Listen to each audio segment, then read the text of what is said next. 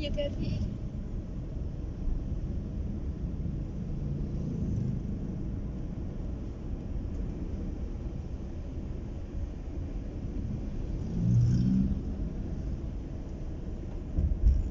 Arah Melabuh Banda Aceh di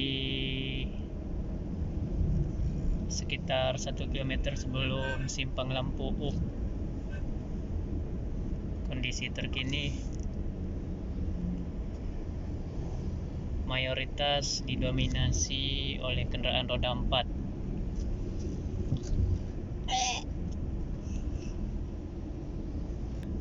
Menjelang maghrib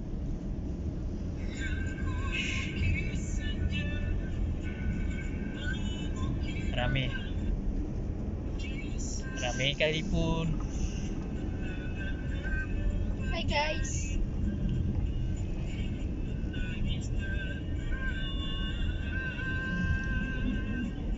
Mayoritas plat kendaraan Banda Aceh dan Aceh besar. Waduh.